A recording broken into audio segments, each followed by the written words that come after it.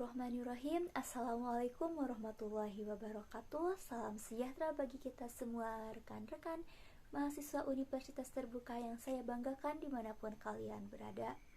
Semoga kita semua selalu dalam lindungan Allah Subhanahu wa Ta'ala. Amin. Sholawat berserta salam semoga tercurah limpahkan kepada junjungan kita, yakni Nabi Muhammad SAW. Sebelumnya, perkenalkan, nama saya Farida Tasya, saya Prodi Ilmu Komunikasi angkatan tahun 2022.2. Di sini saya akan menyelesaikan tugas bahasa Indonesia. Di sini saya akan membawakan materi tentang berbagai pencegahan COVID-19. Sejak tahun 2020, kita dihadapkan oleh terjadinya pandemi COVID-19 yang berdampak besar pada permasalahan sosial dan ekonomi. Refocusing anggaran dilakukan dan terus dilakukan untuk memfokuskan pada penyelesaian terjadinya pandemi COVID-19 serta dampak yang telah ditimbulkan. Bukti saat ini menunjukkan bahwa COVID-19 telah menyebar secara langsung, tidak langsung, atau kontak erat dengan orang yang terinfeksi melalui aksirisis mulut dan antar manusia secara hidung. Aksirisis ini meliputi air liur dan pernapasan.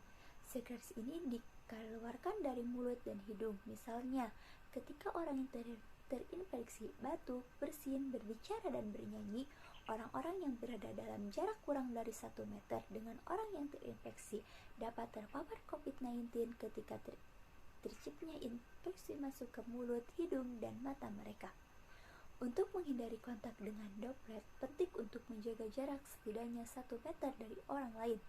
Ketika menjaga jarak tidak memungkinkan, maka gunakanlah masker untuk melindungi diri kita dan orang lain. Orang dengan virus di hidung dan tenggorokan dapat meninggalkan droplet yang dapat menginfeksi pada benda dan permukaan. Ketika mereka batuk, bersin, menyentuh permukaan seperti meja, pegangan pintu, dan pegangan lainnya dengan menyentuh benda dan permukaan ini, kemudian menyentuh mata, hidung, mulut mereka sebelum mencuci tangan, orang lain dapat terinfeksi. Inilah sebabnya mengapa sangat penting untuk membersihkan tangan dengan teratur menggunakan sabun dan air mengalir atau menggunakan hand sanitizer.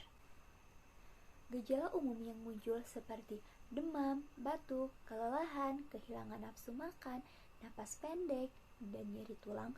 Gejala ini spesifikasi lainnya seperti sakit tenggorokan, sakit kepala, diare, mual, muntah, hilangan penciuman atau hilangnya pengecapan. Gejala yang sering terdengar yaitu kehilangan bau dan rasa. COVID-19 dapat menyebabkan hilangnya bau dan rasa tanpa hidung tersumbat. Ini biasanya berlangsung selama 9-14 hari. Beberapa penelitian menunjukkan bahwa hilangnya bau dan rasa mungkin merupakan tanda awal gejala COVID-19. Perubahan kulit pada orang muda dengan COVID-19 yang tidak terlalu parah mungkin mengalami luka yang menyakitkan dan gatal di bagian tangan dan kaki mereka yang menyerupai kondisi kulit yang meradang. Gejala ini biasanya berlangsung sekitar 12 hari. Tentunya banyak cara yang dilakukan untuk mencegah COVID-19.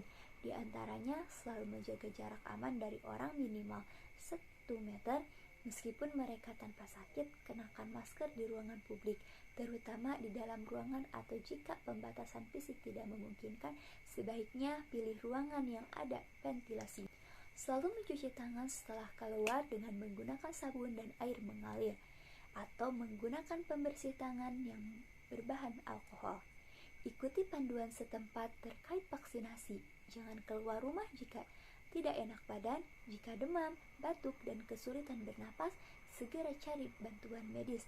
Telepon terlebih dahulu agar penyedia layanan kesehatan dapat mengarahkan Anda ke fasilitas kesehatan yang tepat. Tindakan ini dapat melindungi Anda dan orang lain dan mencegah penyebaran COVID-19. Masker yang dipasang dengan benar dapat mencegah penyebaran virus dari orang yang mengenakan ke orang lain. Menggunakan masker saja tidak cukup untuk melindungi diri dari paparan COVID-19, sehingga harus dikombinasikan dengan pembatasan fisik dan kebersihan lainnya. Selanjutnya, dalam rangka pentingnya solidaritas masyarakat di tengah krisis COVID-19, saling membantu merupakan bagian dari kearifan lokal yang dimiliki bangsa Indonesia. Solidaritas dalam bentuk apapun dapat disumbangkan kepada mereka yang terimbas dari dampak virus ini. Yang saya sampaikan tadi tentunya tidak bisa berjalan dengan lancar ketika hanya dijalankan oleh jajaran pemerintah saja. Bersama-sama mencegah itu akan jauh lebih baik. Mungkin hanya itu yang bisa saya sampaikan. Mohon maaf atas kekurangannya. Saya ucapkan terima kasih. Wassalamualaikum warahmatullahi wabarakatuh.